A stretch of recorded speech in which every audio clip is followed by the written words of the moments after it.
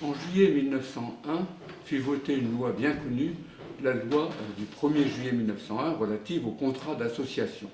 Le même mois, une autre loi, une loi du 14 juillet 1901, créa le Centre de recherche scientifique. C'était le premier essai de l'État pour organiser un secteur dans lequel la France avait un retard certain. Il fallut encore une trentaine d'années pour que Jean Zay, ministre de l'Éducation nationale du Front populaire, put parler d'une politique de la recherche scientifique. Le comité d'histoire de la Cour des comptes a donc décidé d'étudier sur une période longue, 1900-2015, ce que la Cour a dit sur la recherche scientifique, ce que aussi des magistrats ont pu faire à titre personnel ou institutionnel dans le secteur. Et donc cet ouvrage vient d'être publié. Il est riche de contributions de 27 personnes. Il distingue trois périodes. Dans la première période, 1900-1957, on voit la Cour des comptes du XIXe siècle s'adapter au contrôle d'institutions nouvelles de recherche scientifique. En 1908, l'Humanité de Jean Jaurès consacrait sa une à un rapport sur les dépenses de la mission archéologique de Suse en Mésopotamie.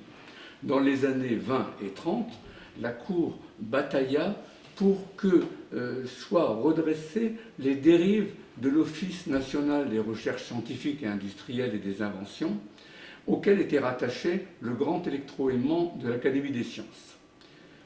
Puis, dans les années 30, la Cour, notamment grâce à des magistrats qui animaient la commission des suites, prit une part importante aux débats qui ont conduit à la création en octobre 1939 du Centre national de la recherche scientifique, le CNRS.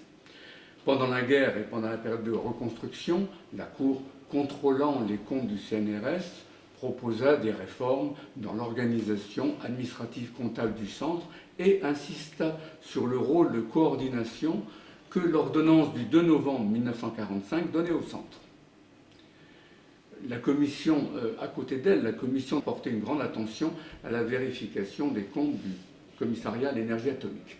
La deuxième période, 1958-1994, voit la Cour adapter ses méthodes au bouleversement, on peut dire, des structures et des budgets de la recherche scientifique pendant les deux premières décennies, ou les premières décennies de la Ve République. À cette époque, elle contrôle la nouvelle délégation générale à la recherche scientifique et technique, la DGRST, elle contrôle bien sûr le CNRS, elle accompagne les premières années du Centre national d'études spatiales, le CNES,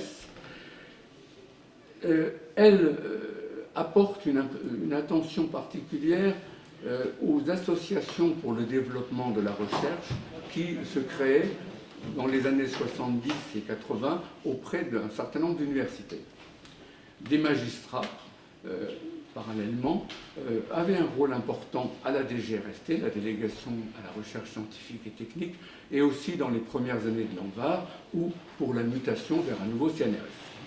Bon, la période la plus récente, 1995-2015, étudiée dans l'ouvrage, comprend les analyses des interventions les plus significatives de la Cour des comptes sur le financement de la recherche, notamment le financement sur projet, sur l'efficacité du crédit d'impôt pour la recherche, sur les presses, les pôles de recherche scientifique et universitaire et d'enseignement supérieur. L'ouvrage traite aussi du contrôle des organismes faisant appel à la générosité publique pour soutenir la recherche scientifique et des commissariats aux comptes d'organisations internationales scientifiques.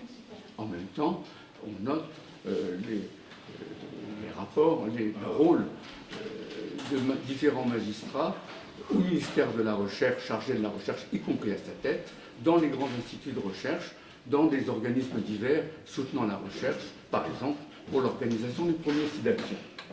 Et on peut, en définitive, comme le dit le président Jean Pic, qui a présidé la chambre compétente de la Cour au début, dans la première décennie du XXIe siècle, la Cour a pu aider à dessiner les contours d'une recherche française plus adaptée au surgissement d'un espace mondial et européen de la recherche.